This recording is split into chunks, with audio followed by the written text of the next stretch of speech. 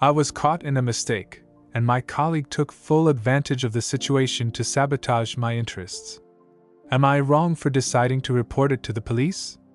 I've officially had it, 29 degrees Fahrenheit, frozen solid, and I'm starting a campaign of relatively benign psychological warfare against one of my coworkers.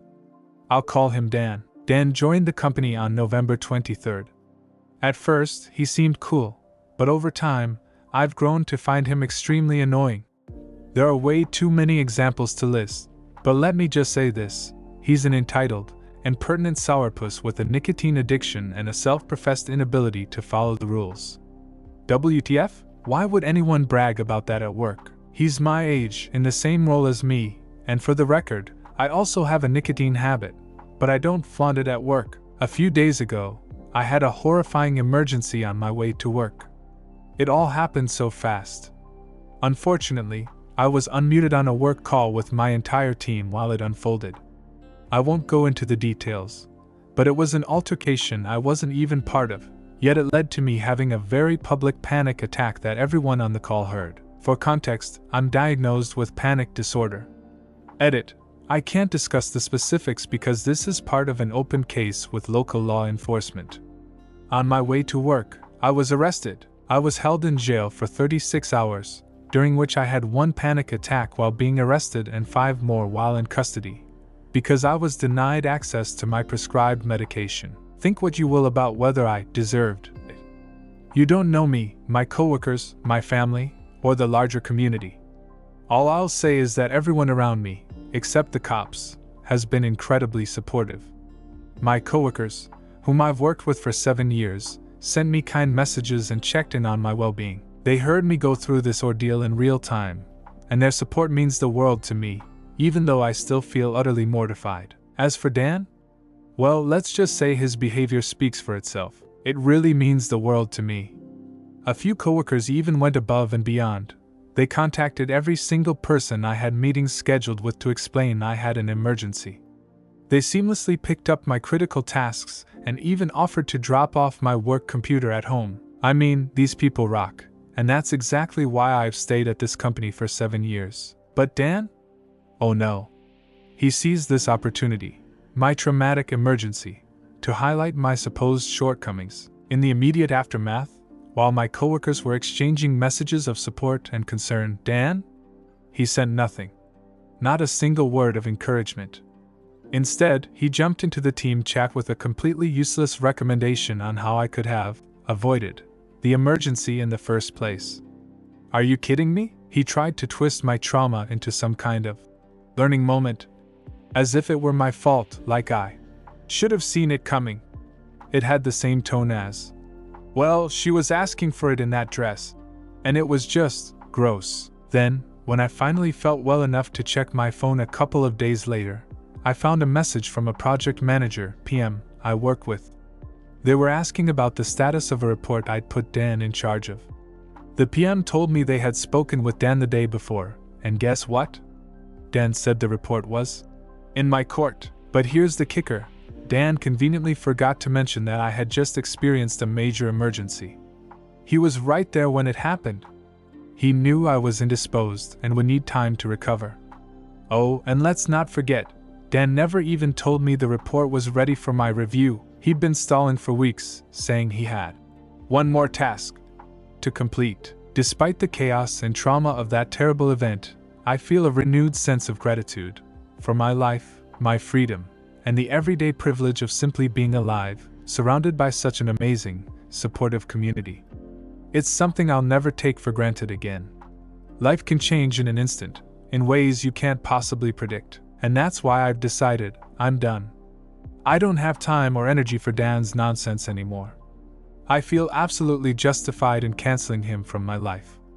I'm not going to try to get him fired or anything dramatic like that, but I refuse to spend my days in close proximity to him. Right now, we share a 2-desk office space, but there are other desks in an adjacent area. The adjacent office space is available, so I plan to move my desk there, away from his. Dan can say goodbye to any opportunities to support me on my projects because I no longer trust him to be a reliable or respectful team player. Most importantly, if he decides to confront me, And let's be honest, he probably will because he's alarmingly confrontational. I'll stay calm. I'll explain, in no uncertain terms, that I find his professionalism and working style incompatible with what I value in my projects and career. He'll just have to find someone else to work with. Good luck, Dan. You're going to need it. Comments. Sync him. Communicate to the PM about his one more task to complete messages and express your surprise that he didn't mention this when asked, especially since he knew you'd be unavailable for several days. Then disengage from him in the workplace. OP. This is precisely the plan. Thank you for your support. Crucify him at the first chance you get. Throw him under the bus whenever possible.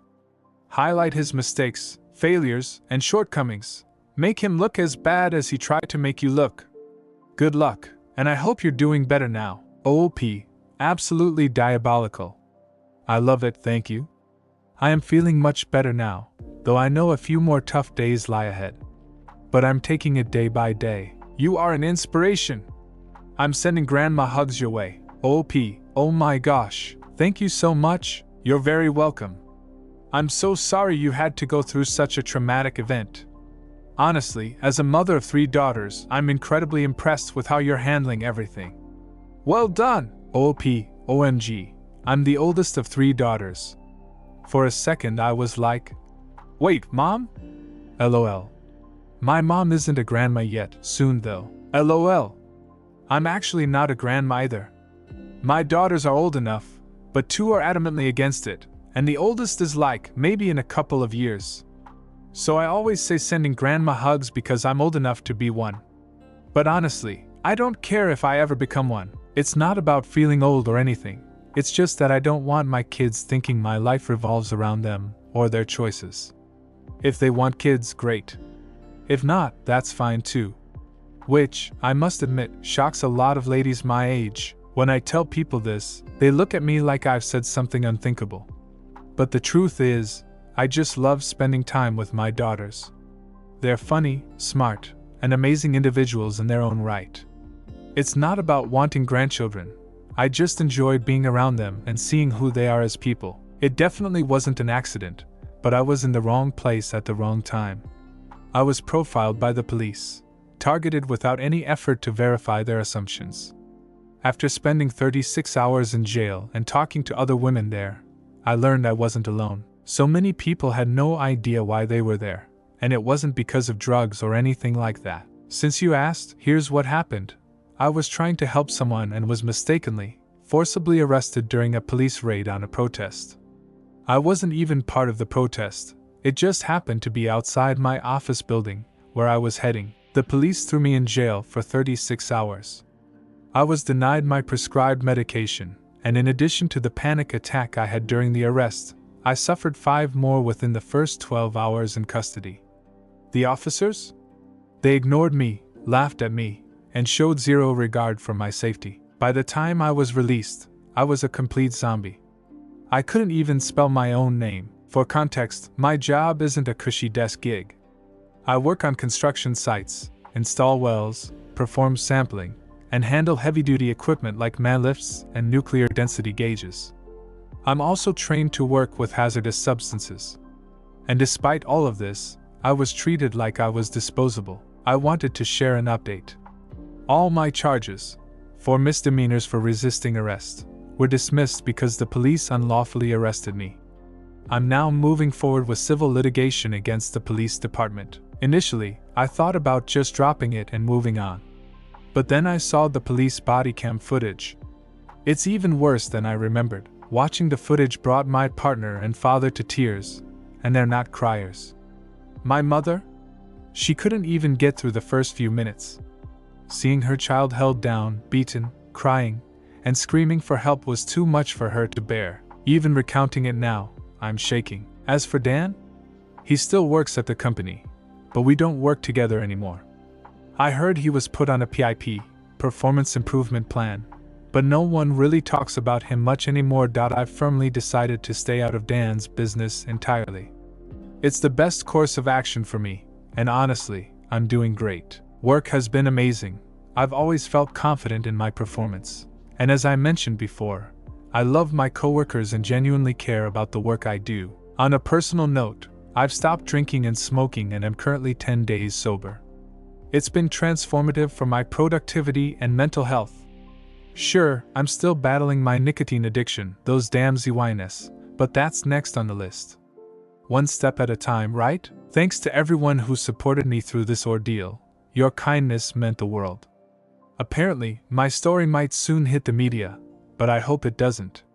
The thought of the video going public is mortifying, even though I know I did nothing wrong except panic, which, given the circumstances, feels justified. If it does, my identity will be exposed, and I'll have to create a new Reddit account. Oh, and Dan? If you're reading this, hi. You already know how I feel about you. Comments. It'll all work out. You have a great attitude despite everything you've gone through. If the story goes public, remember that the people who truly care about you are all that matters. Congrats on quitting drinking and smoking. That's incredible progress. One step, one day at a time. Take care. We're all rooting for you. OP. Thank you so much for your kind words and encouragement. Story 2. When my parents abandoned me during pregnancy and returned years later. When my husband was diagnosed with lupus, my parents abandoned me while I was pregnant. They told me that he and my unborn child weren't part of their family. 3 years later, they showed up, suddenly wanting to be grandparents, but they never apologized. I cut ties with my parents 3 years ago when it became clear that my sister was their priority. Not me, my husband, or even their grandson. For context, during my second trimester, after nearly a year of symptoms and countless tests and hospital visits, my husband was diagnosed with lupus. It was a devastating time for us. We were anxious, overwhelmed, and trying to come to terms with his diagnosis while preparing for the arrival of our baby. I naturally expected my family to rally around us. When I first told my parents, they assured me they would do everything they could to support me. During my pregnancy and after the baby was born, I truly believed my parents and I were growing closer. My sister had moved away 7 years ago after her marriage, and I thought that with her gone, there was finally room for me to build a real connection with them. Looking back, I see now how naive that hope was. It turns out I was nothing more than a stand-in for their golden child. When my sister returned home 2 months after my baby was born and announced her divorce due to her husband's infidelity, everything became painfully clear. My parents immediately turned all their attention to her, completely forgetting about me, my husband, and our new baby. At the time, my husband and I were still adjusting to his lupus diagnosis. He was often too exhausted to help much at home, and I was juggling his frequent doctor's appointments with caring for our newborn. My parents had promised to be there for us and to help with the baby, knowing our situation. Instead, they abandoned us when we needed them the most. The breaking point came when I confronted them about their absence. My parents, clearly annoyed, told me that my sister was more important to them than I was. They said that while she was their family, my husband and son were not. Hearing those words shattered me. I was heartbroken, angry, and utterly devastated. I ended the call, blocked them, and vowed never to speak to them again. Even now, 3 years later, I can't forget how those words cut into me. Thankfully, my in-laws stepped in where my parents failed. They visited every other day during my pregnancy and after the baby was born, helping with everything they could. They understood how much my husband was struggling and never hesitated to lend a hand. Despite their incredible support, it still hurt deeply that my own parents refused to recognize my husband and son, especially their grandson, as part of their family. But we managed. Over time, we rebuilt our lives without them. 3 years have passed, and life has finally stabilized. My husband's web development company took off last year, and we now run the business together from home.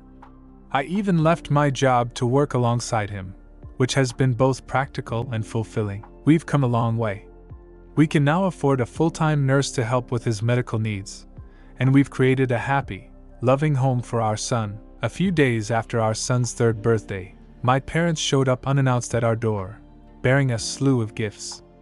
We hadn't spoken in 3 years, and they'd made no effort to reach out during that time. Understand that forgiveness is not for them but for my peace of mind. Still, I refused to rush it. When they came unannounced, they didn't acknowledge the hurtful words or the abandonment I endured. Instead, they tried to sweep everything under the rug, pretending as though they were entitled to meet their grandson. That moment only solidified my decision. I wouldn't let them back into my life until they showed true accountability, not just convenience. Their actions made me question their intentions. Was this about genuine remorse or simply their desire to fulfill the role of doting grandparents without doing the hard work of repairing what they broke? I've built a life filled with love and support from my husband, in-laws, and close friends. It's a life where I feel valued, not like a backup option. My son is surrounded by people who adore him and treat him with respect. Introducing my parents into this safe and stable environment feels risky, especially when they haven't demonstrated any understanding of the pain they caused. I do value the advice of my husband and in-laws. They've been nothing but supportive and kind. They believe hearing my parents out could provide closure, whether or not I choose to reconcile. And while I see the wisdom in their perspective, I also recognize that I'm not ready. Right now, my priority is my family, my husband, my son, and myself. I want to protect the peace we've worked so hard to create. Perhaps one day I'll feel ready to have that conversation with my parents, but it will be on my terms, not theirs. Forgiveness and reconciliation take time and genuine effort. Until I see that effort from them, I don't see the point in reopening old wounds. I've spent enough of my life being second best in their eyes. Now I choose to put myself, my family, and our happiness first. I've taken some time to reflect on the situation and the advice I've received. Right now, I'm not ready to speak with my parents. Their actions still cause me emotional pain, and they haven't apologized. When they visited recently, they had the opportunity to do so but chose not to. Instead, they tried to talk through the door, claiming we could resolve things without ever saying they were sorry. I've gone 3 years without speaking to them, and I can continue doing so. My husband and his family have been incredibly supportive throughout this time. Even though they initially suggested hearing my parents out, they respect my decision and aren't pressuring me. They've assured me they trust me to make the best choice for myself and that they're here for me regardless of what I decide. My parents haven't tried to contact me since their visit, and I'm not sure why they suddenly decided to reach out after 3 years. If they try again, the first step must be an apology. Without that, I'm not willing to reopen communication. Interestingly, my sister reached out earlier this week and mentioned that our parents have been feeling lonely and regretful lately, especially after her decision to move out of state. While I understand their feelings, reconciliation requires more than just missing family. It requires taking accountability for past actions. Forgiveness isn't off the table forever, but it must come from genuine remorse and accountability. I can't let anyone rush me into a decision or make me feel guilty for protecting my peace. My focus remains on the life my husband and I have built and the incredible support we receive from his family. If my parents reach out again with genuine remorse and take responsibility for their actions, I might reconsider when I feel ready. For now, though, I need to prioritize my mental well-being and the stability of my family. It sounds like your sister reached out with some unexpected reflections, which may have caught you off guard. Her acknowledgement of the past and her regret over not standing up for you is a step toward reconciling, even though it's primarily your parents who caused the rift. It seems like her own conflicts with your parents have prompted some self-awareness. She recognizes her role in the dynamic and has expressed genuine remorse for not defending you. Even though this situation has always been centered around your parents' actions, her apology could be seen as an attempt to address the past and perhaps pave the way for better communication moving forward. How do you feel about this apology? Do you think it changes your perspective on her or the possibility of rebuilding your relationship? What could she have really done? Our parents, not her, were the issue. She acknowledged that she let things go the way they wanted, but she admitted she should have stood up for me. Although I truly appreciated her addressing it, I told her I didn't blame her and that she didn't need to feel sorry. She then started explaining why she and our parents were at odds. She got engaged to her boyfriend, which apparently upset them. Why? Because they thought it was too soon after her divorce. They were concerned about what people might think and felt it was inappropriate to even consider remarrying so quickly. But my sister didn't care about their views. She made it clear that she had lost interest in her ex-husband long before the divorce, even before she found out about his affair. They had been dragging their marriage along for over a year. Her relationship had ended long ago. She thought our parents were being selfish by wanting her to wait to move on because of rumors. Seriously, no one would care enough to gossip. Her timing was perfectly fine. But that wasn't all. She was also arguing with them about having kids. And can you believe that? She's an independent woman who doesn't owe them grandchildren. So, why were they still treating her like she had to answer to them for her own life choices? It didn't make sense. Despite this, our parents were still fighting about her decision not to have children. Mom even tried to convince Dad that at least her remarriage would mean she'd have kids soon. While they were debating whether it was right for her to get engaged so quickly, Mom even mentioned my sister's biological clock, saying it was time to start thinking about starting a family. Can you imagine that? My sister had to explain, of course, that she had no intention of having children. Not now, not ever. She wanted a completely childless life. Our parents were horrified by this. And of course, her decision to stay childless just added fuel to their already heated feelings about her hasty engagement. Since that argument, they haven't spoken to her, and it's caused a major fallout. My sister broke down at the restaurant while she was telling me all of this. It was so obvious she wasn't managing the situation well. I did everything I could to comfort her, knowing she had spent her whole life trying to avoid disappointing our parents. I could see just how difficult it was for her. She even told me that when she first started facing problems in her marriage, she stayed in that toxic relationship because our parents didn't believe divorce was an option. Clearly, that marriage was over long before his affair ended it. Her ex-husband had been toxic, and they fought almost every single day, but this time, my sister made the decision to go her own way, even if it meant disappointing our parents. Even though she loved them deeply and didn't want to lose them, she told me she couldn't keep living her life according to their demands, especially when it came to crucial choices like marriage and having kids. Our parents had even tried to convince her that having a child would fix all the problems in her previous marriage. She said that with her ex-husband being so toxic, having a child with him would have just made everything worse. So, in a way, she dodged a bullet. She told me she never even wanted children in the first place. She had made so many decisions just to please our parents, even choosing to study business in college instead of following her own passions because that's what they wanted. Our parents had controlled every part of her life, and now, she just wanted to live for herself. I felt terrible for her as she broke down, crying, and I tried my best to console her.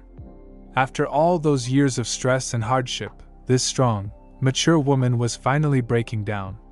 It hit me hard, realizing how foolish I had been to think her life was perfect. Our parents had put so much pressure on her, and she had been struggling just to survive under it all. That same pressure had caused a rift between us, too. It was time to stop. We had wasted too much time acting as though we weren't related, when in reality, we were sisters. And our parents had done everything they could to destroy that bond. I wasn't going to let them keep controlling our lives anymore. I promised my sister she could confide in me about anything from now on. After all those years of distance, I was grateful she'd finally chosen to talk to me. I told her she didn't need to let our parents make her feel guilty anymore. She wasn't doing anything wrong. I encouraged her, reminding her that she didn't need our parents' approval anymore. I gave her a pep talk, telling her that following their wishes hadn't worked out for her in the past. Just look at her first marriage. She was mature enough to make her own choices now. While I couldn't promise that her new marriage would work out, I assured her that, at least, she'd be the one responsible for it, and she wouldn't have to blame anyone else. I also mentioned that our parents had come to see me recently, trying to patch things up.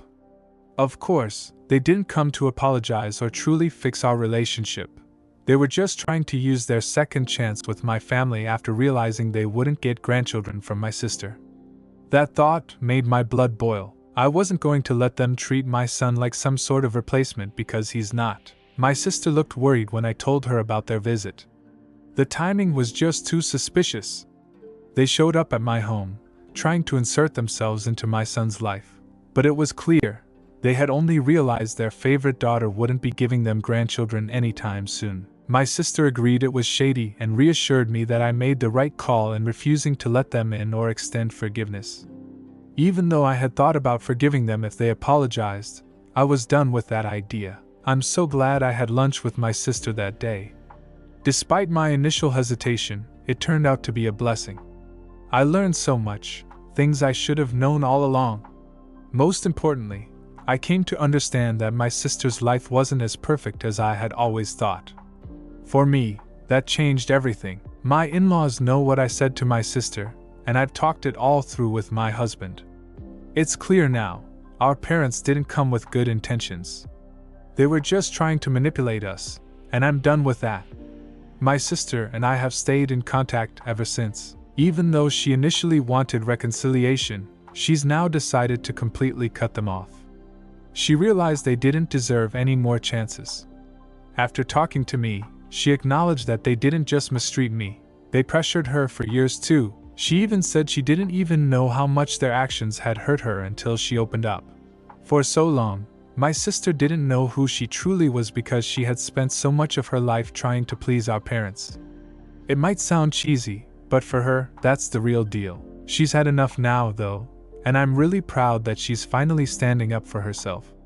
We both need our parents to keep their distance and let us live our lives as we see fit. They've caused enough harm already. My sister and I have been corresponding daily for the past 5 weeks since our lunch date. Honestly, we both needed this, though we didn't realize it until now. I'm so happy we're reconnecting.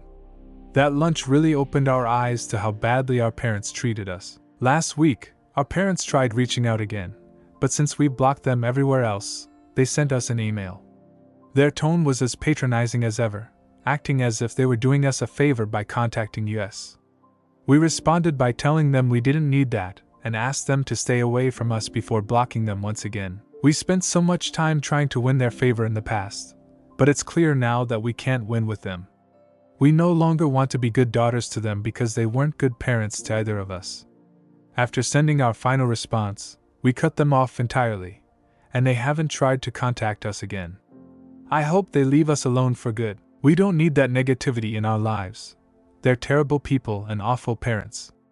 I'm actually glad I stopped seeing them years ago.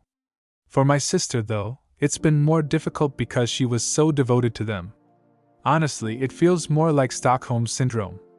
But I'm here for her as she works through it, and we've become much closer. I'm even helping to organize her wedding.